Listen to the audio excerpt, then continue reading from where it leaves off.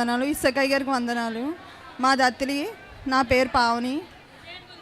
ఇక్కడ గుడాన్ని ప్రార్థన ఇసకయ్య గారు పెట్టినప్పటి నుంచి మా అత్తయ్య గారు 3 సంవత్సరాల నుంచి ఇక్కడ ప్రార్థనకు వస్తున్నారు. అయితే నేను గత సంవత్సరం 2024 సంవత్సరం మే నెలలో ఇక్కడ ప్రార్థనకు వచ్చాను. అయితే నాకు ముందు పాప పుట్టింది. పాపకు 10 సంవత్సరాలు. ఈ పాప పుట్టిన 10 సంవత్సరాల నుంచి మళ్ళీ నేను కన్సీవ్ అవ్వలేదు. మే నెలలో ఇక్కడికి ప్రార్థనకు వచ్చి ఇసకయ్య గారి ద్వారా ప్రార్థన చేయించుకున్నాను. అయ్యగారు అరటిపండు ఇచ్చి ప్రార్థన చేశారు. నేను అదే మే నెలలో కన్సీవ్ అయ్యాను.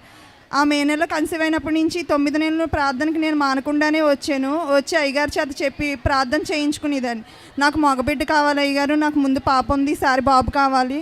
మా ఇంట్లో ఎవరికి మగపిల్లలు లేరు. మా తోటికోళ్ళకి 2 ఆడపిల్లలే, మా అమ్మగారికి మేము 3 ఆడపిల్లలమే, అందరూ ఆడపిల్లలే. అయ్యగారు మా ఇంట్లో నాకు మగబిడ్డ కావాలని ప్రార్థన చేయండి అయ్యగారు అని చెప్తే ప్రతి నెల అలాగే ప్రార్థన చేసి నీకు మగపిల్లోడే పుడతాడు, ఎత్తుకుని వస్తావు పో అనేవారు. 7వ నెలలో అరటిపండు ఇచ్చి ఇదిగో నీ మగపిల్లోడు, నువ్వు ఎత్తుకుని రా అని అరటిపండు ఇచ్చారు.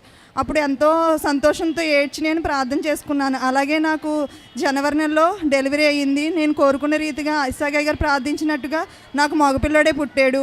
నేను 2 సార్లు స్పాన్సర్ చేశాను. అయ్యగారు ప్రార్థించిన రీతిగా నాకు మగబిడ్డని ఇచ్చాడు. నాకు గొప్ప బహుమానాన్ని దేవుడు ఇచ్చాడు. ఈ చిన్న సాక్ష్యాన్ని దేవుడు దీవించును గాక.